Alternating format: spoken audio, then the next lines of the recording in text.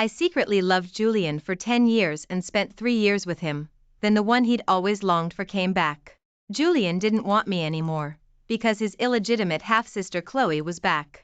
He said I was dirty, that Chloe had waited for him for 5 years, and he couldn't let her down. I found it laughable. When he was calling me baby, why didn't he think I was dirty then? But I couldn't blame him. From the moment he approached me, we both knew this was a transaction. I'd stay with him for 3 years, and he'd provide me with a luxurious life.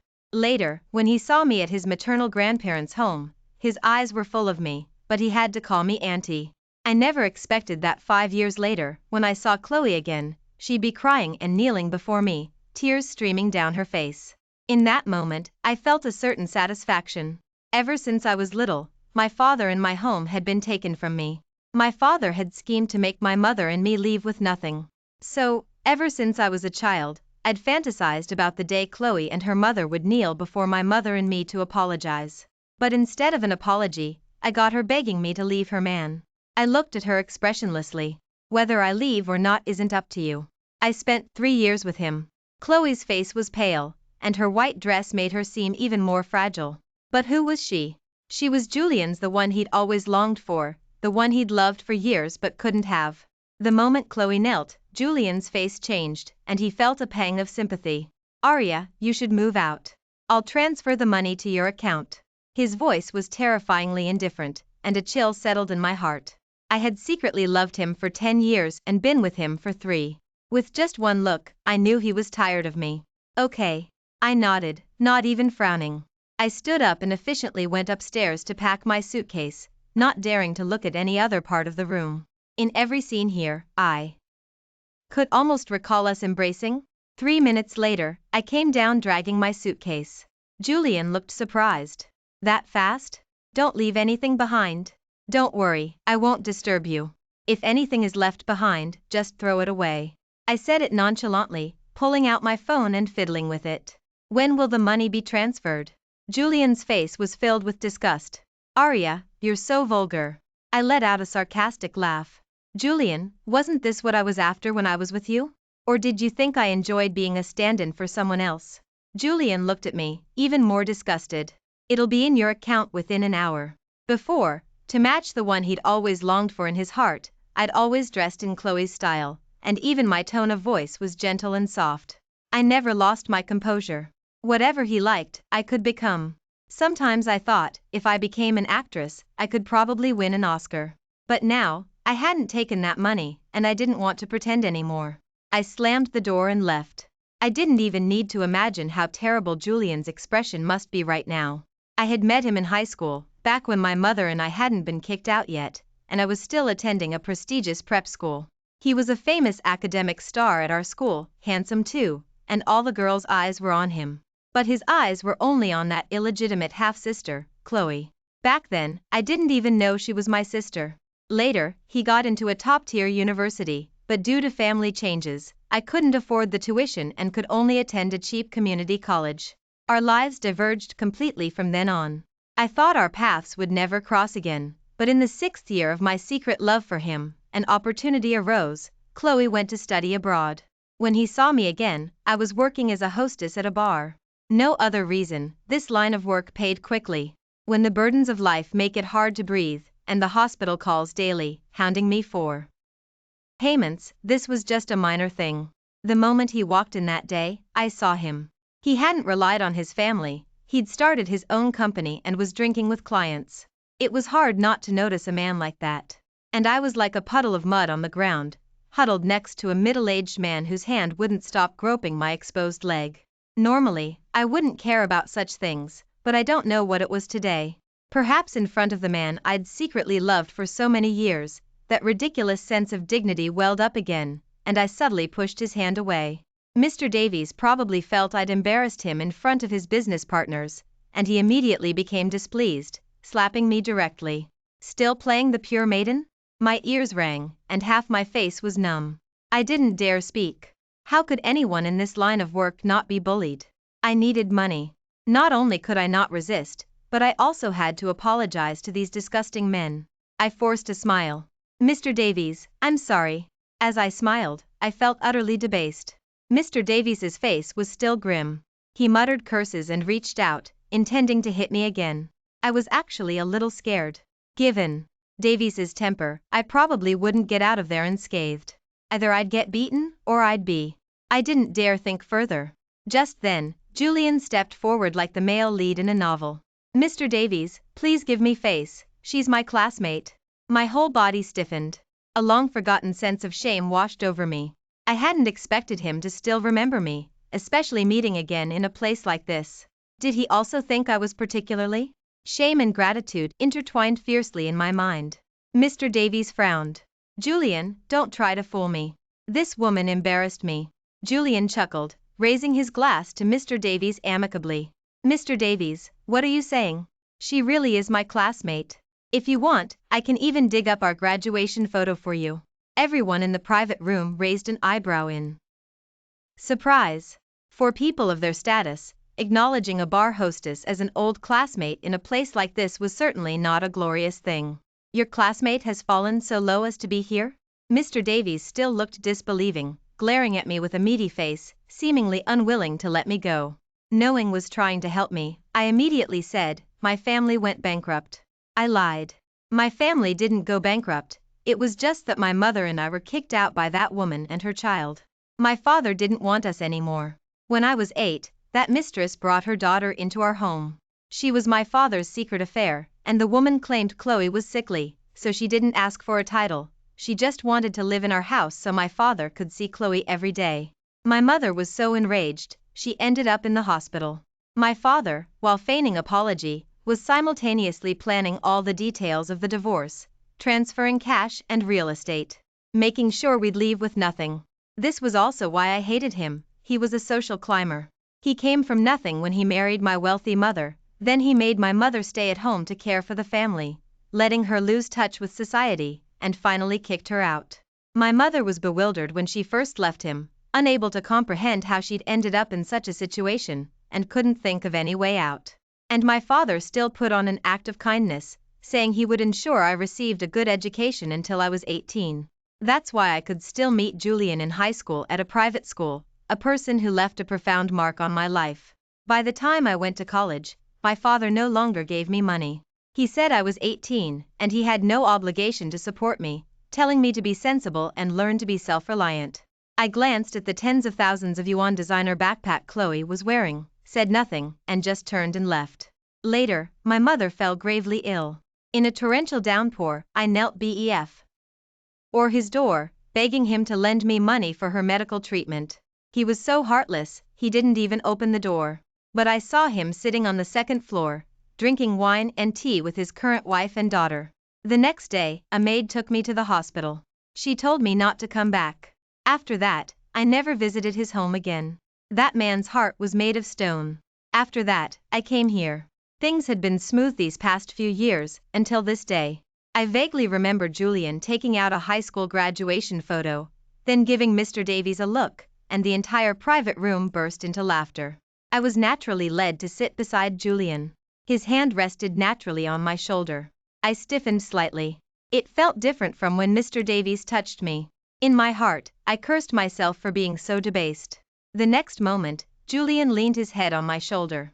I didn't dare move, my heart pounding fiercely. His warm breath brushed against my neck, and amid the noisy music, he whispered, "Play along. Act." "Okay," I whispered. After the entire client event, I was still a bit disoriented. He led me outside before finally releasing his hand from my shoulder. In that instant, I felt a sense of emptiness. I looked around, seeing no one, then forced a smile. "Thank you for today." He lit a cigarette, frowning as he looked at me. "Why are you in a place like this?" "I need money." I felt a little awkward and didn't say much. After all, in most people's eyes, no matter the reason, women who work in places like this are seen as dirty. Julian clearly hadn't expected such a brief answer from me and paused. "How much do you need?" I thought about what the doctor had told me: severe cerebral hemorrhage, plus subsequent surgery fees, staying in the intensive unit, ICU, and the money I'd borrowed before, plus various other expenses. 500,000. Julian looked me up and down, his frown deepening. He took another drag from his cigarette and slowly asked, "You real Ly need money that badly?" "Yes." I nodded, unsure why I'd impulsively told him. He didn't ask what I needed the money for. Of course, to him, it wasn't important. Julian took another puff from his cigarette, his dark eyes fixed on me as he slowly said, I'll take care of you, 500,000 a year. Are you interested? My heart skipped a beat. I didn't know how I felt. The person I'd liked since my teenage years was now so close to me. But he wasn't talking about a relationship with me, was he? He said, I'll take care of you. My emotions were so complicated, I didn't know what expression or reaction to show. Seeing me frozen in place and silent, Julian gave an awkward laugh and turned to leave. I will. The words tumbled out of my mouth. I didn't know why I agreed. Maybe it was because I desperately needed that 500,000, or perhaps I wanted to fulfill a dream from my youth. Just being by his side felt unbelievable. Julian turned around, a little surprised. His dark eyes were profound, and his voice was deep and pleasant. I have a girlfriend. Oh. You look a lot like her. She's studying abroad. Julian continued. My heart felt as if it had been struck. So, this was finding a stand-in? I suppressed the strange feeling in my heart, keeping a faint smile on my face, and calmly responded, understood. I won't ask for too much. It's a transaction, right? Only then did Julian walk over and gently pull me into his embrace. He was very pleased with my understanding and tact. He was also very good to me, and I sank into his tenderness. In my heart, I silently apologized to that girl, yet I still deeply cherished this warm embrace in the cold wind. In my memory, he was the first man to hold me in the cold wind. I selfishly and greedily absorbed the warmth from him, secretly vowing in my heart that when that girl returned, I would leave decisively and not cause them any trouble.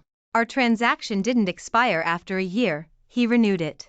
Perhaps it was because I was sensible. I never asked him to stay with me, never asked where he was or what he was doing, and never inquired about that girl's information. But when he needed me, with just one call, no matter how far, I would rush to be with him. The subtle tenderness, the playful charm he liked, I mastered them effortlessly. Until he was on my bed, calling out that girl's name. But I didn't even have the right to be jealous. I was just his secret mistress. It was then that I truly sobered up, wanting to gently pull back the heart I'd given him, but it seemed it was already too late. The first time I realized his girlfriend was the illegitimate half-sister was when Julian was in my bed. We were in the middle of something when her call came through, and Julian just told me to shut up and answered the phone. He was still on top of me, gently coaxing the girl on the other end to sleep. Watching his tender expression, I was consumed by jealousy. I deliberately accidentally pressed his phone's speakerphone, letting out a soft moan. Sure enough, the girl on the other end burst into tears. Julian, who are you with? Wen's voice came through the phone. I froze too. Her voice was very distinctive, and how could I forget someone who had stolen my father? I couldn't believe it. How could it be her? Julian gave me a cold glance, then immediately rolled out of bed to comfort Chloe. Julian didn't come back for a while. I put on my pajamas and got out of bed to find him. He was sitting on the balcony, smoking. I hugged him from behind, my heart pounding with anxiety. Julian, is she angry?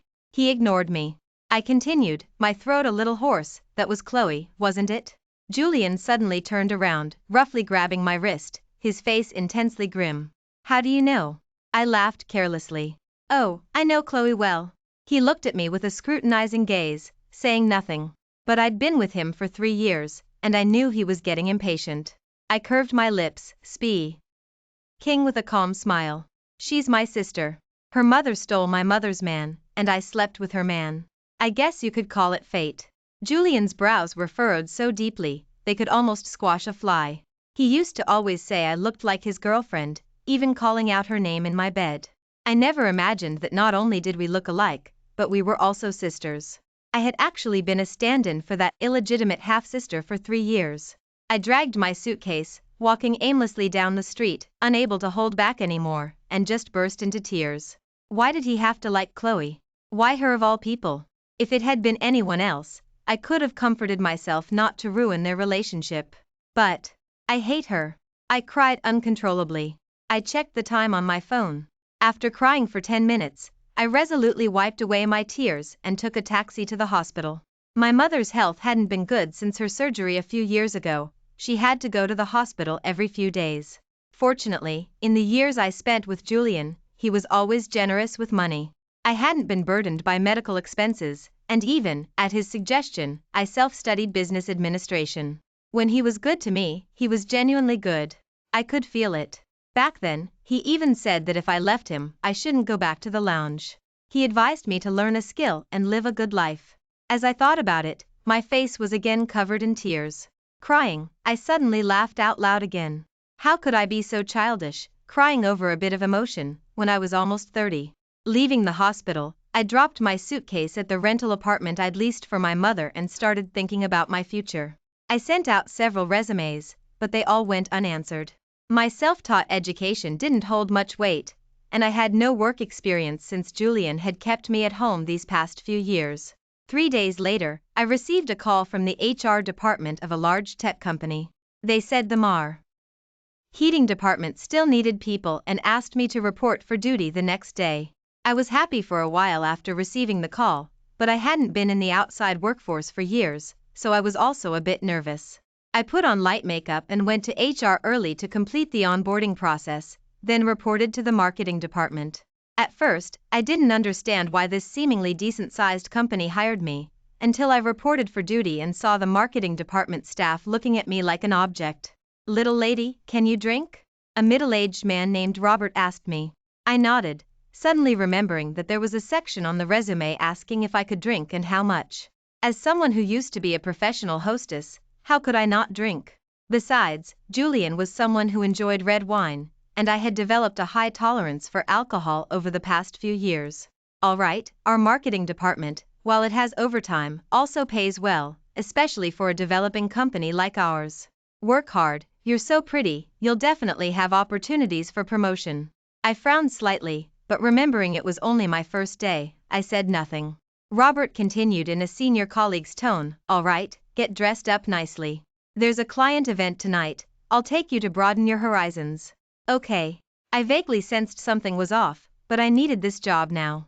I couldn't just live off my savings. That evening, I was taken to a familiar place, the lounge. I hadn't expected it. I wasn't planning on working as a hostess anymore, but it seemed I was still dragged back into it.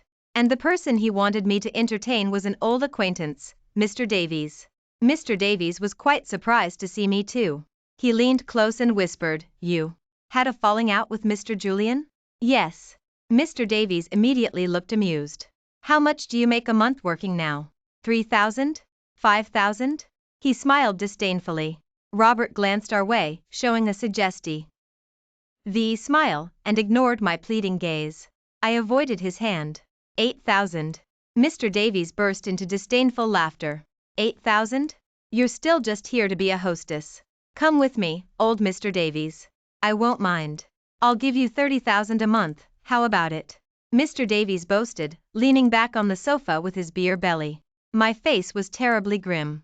This Davies was truly my bane, but this time, no one was there to save me. As I was wondering what to do, Mr. Davies glanced at his phone, then his smile grew even wider. "Mr. Julian also brought his girlfriend today. Want to greet him?" My face was grim.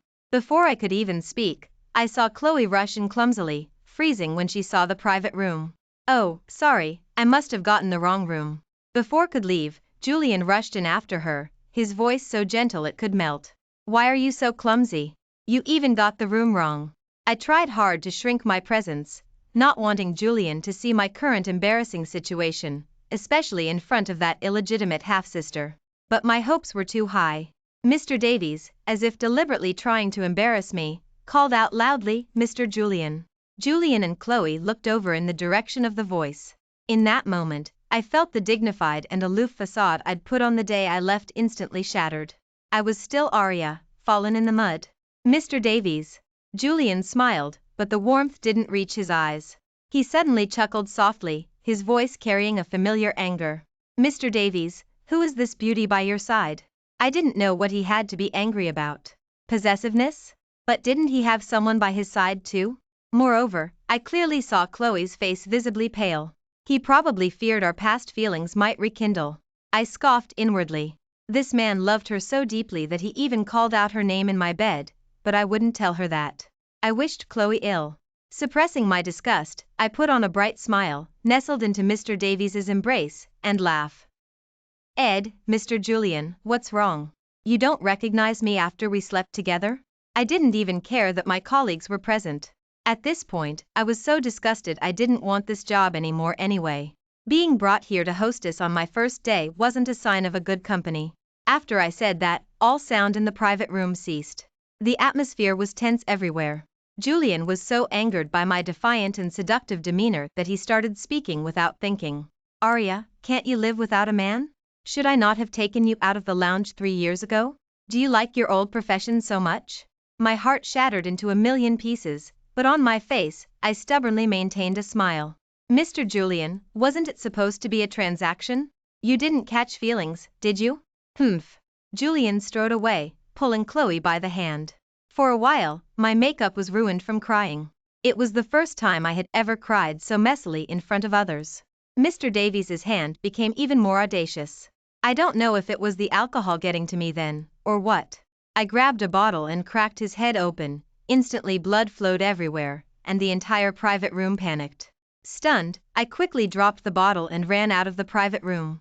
I couldn't even remember who I'd encountered. All I recall is my hands were stained bright red, then I was restrained by security and thrown into a room. I huddled in the room, crying with my head buried, not wanting to think about the consequences of offending Mr. Davies, the consequence of losing my job, or Julian and Chloe. I didn't want to think about anything. After an unknown amount of time, a man carried a stool into the room and sat down casually. I lifted my swollen eyes, and, as expected, saw the man's expression change. I didn't need to think. I knew my makeup must be smeared like a ghost's after crying for so long. Why are you at the lounge again? The man sighed, speaking slowly, with a hint of helplessness. I was a little dazed. Did I know him? Such an exceptionally handsome man. If I'd seen him before, I definitely wouldn't have forgotten. You know me? The man chuckled softly. My name is Marcus. Marcus, Julian's uncle. My mind instantly cleared a bit. Julian had told me before that he was most afraid of his uncle. Though only a few years older, he was superior in every way, practically Julian's nightmare. However, after they became adults, their relationship was quite good. Are you here to lecture me? My eyes were bloodshot, and I looked up at him. Marcus smiled with a hint of helplessness, rumpling my messy hair. Lecture you? In your pitiable state, could you get any worse? Yes. I softly mumbled in response. If the Sterling family wanted me to be even worse off, I'd probably be trampled into the mud, unable to be pulled out. Wasn't that exactly what Chloe wanted to see? Marcus looked at me with a helpless smile. I just stared, captivated by his smile. He was truly handsome. Unlike refined demeanor, his features were sharp and distinct, and he exuded a rugged, tough aura.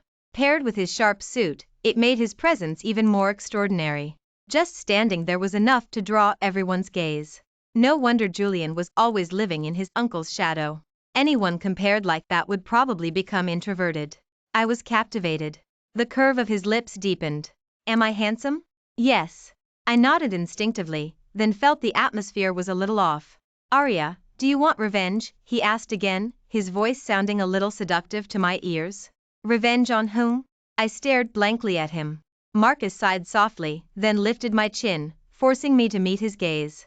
His thin lips moved as he spoke. One is an ex-boyfriend, the other your illegitimate half-sister. Don't you want revenge? I slightly parted my lips, staring at the man before me in astonishment. Isn't Julian his nephew? Could this be the struggle within a wealthy family? Fighting over an rittance or whatever, wanting to ruin the other's reputation. How do I get revenge? After asking, I was still a bit wary. Could this be a trap, to see if I wanted revenge on his nephew, and if I had any such thoughts, he would retaliate against me? Marcus paid no mind to my wariness. He leaned forward slightly, his voice still low and seductive. Marry me. As I smelled the faint scent of tobacco on him, my mind went blank for a second. He was Julian's uncle. If I married him, I'd be Julian's auntie? I felt my heart pound faster and faster, and a faint excitement stirred within me. Becoming my ex-boyfriend's auntie, something that could only happen in novels, was happening to me? Honestly, in that moment, my excitement far outweighed my reason. I blurted out, when? Marcus's handsome lips curved slightly. Now. Let's go. I suddenly stood up, startling the man in front of me. He looked at me with a somewhat complex expression. All right, go freshen up. Otherwise, people might think I'm kidnapping you into marriage. Okay. I felt a little awkward, being led away by the man. Marcus seemed very familiar with the lounge. Moreover, as he led me, no one came to confront me. Now that my mind was clear, I remembered that in a fit of impulse earlier, I had cracked that old pervert's head open with a bottle. Luckily, I ran into Marcus. Whatever his motives, he was truly my last straw now. Otherwise, Mr. Davies definitely wouldn't let me off the hook. I knew I couldn't fight him. Marcus led me to an office that even had a resting room inside. He took my hand and placed it under the faucet in the sink, gently but carefully scrubbing it clean. My face instantly felt a little warm. Over the years, countless men had wanted to sleep with me, but only Marcus had bothered to do such a small thing for me. Even when I was with Julian, it was usually me taking care of him. Marcus helped me get everything ready, then took me straight home to retrieve my personal identification document. T.S. When we came out of City Hall, I was still in a daze. I had just got married. I'd once seen couples on TV walking down the aisle, and I'd even jokingly chatted with Julian about getting married and having children in the future. He had looked at me with a serious expression then. Arya, you're mine, and given your background, my family would never approve. I suddenly looked at Marcus with some worry, hesitating before saying, Julian once said I couldn't enter the Sterling family's gates. Marcus tightened his grip on my wrist, and the next second, I stumbled into his chest, hearing his heart pound fiercely. His apple bobbed. His voice was low but reassuring. He lives with the Sterling family under his mother's surname. To get his family's support, he naturally wouldn't dare marry you. But I don't need to rely on my family. I met his profound gaze, my heart pounding wildly. That same evening, Marcus moved all my belongings into his mansion. I suddenly became the lady of the house. That night, after showering, I was still a little nervous and immediately burrowed under the covers. Marcus looked at me as if he found it amusing. After a moment, he lifted the covers, got into bed, and pulled me into his embrace. Feeling my stiff body, he chuckled softly. Don't worry, I won't do anything.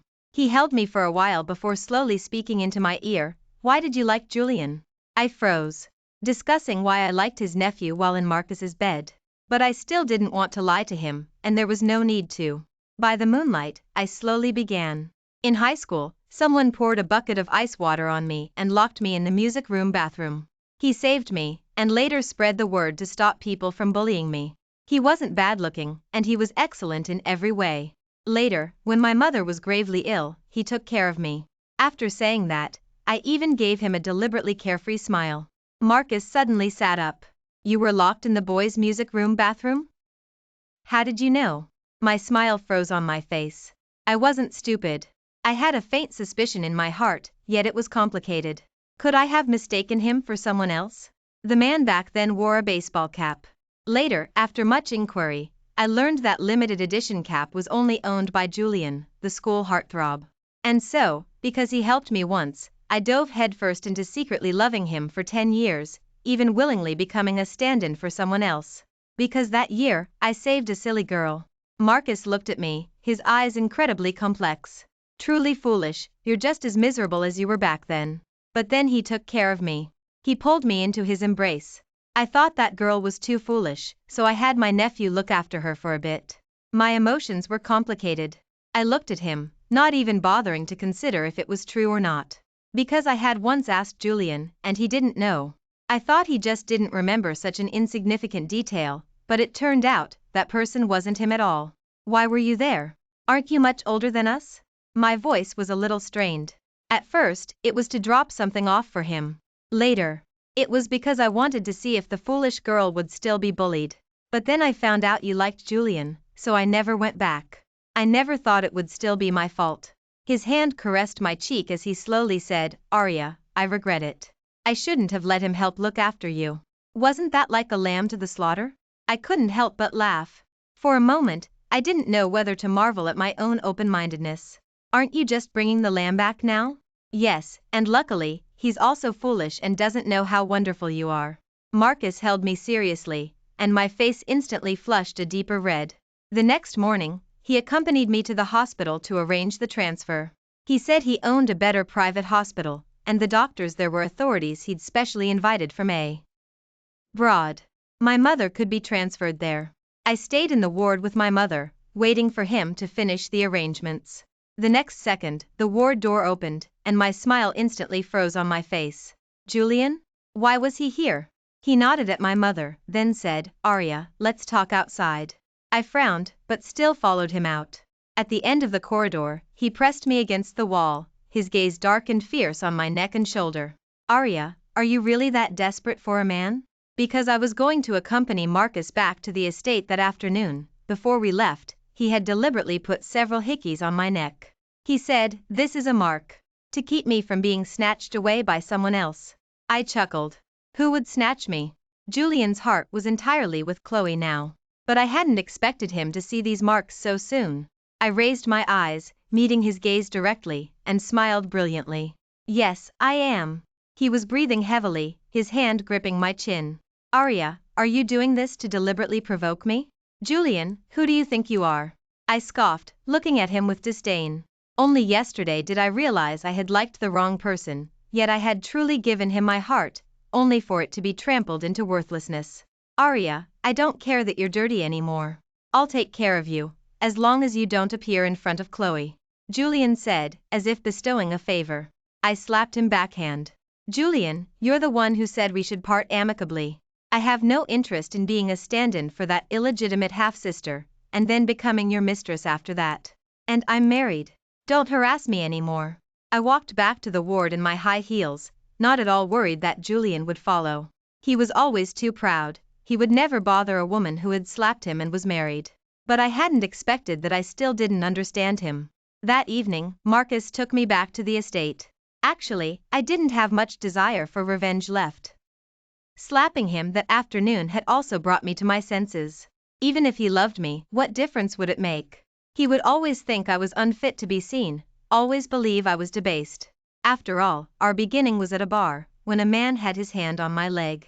When he wanted me to be his secret mistress earlier that day, in that instant, I suddenly stopped resenting him. How could I have been so foolish to love someone like that for over 10 years?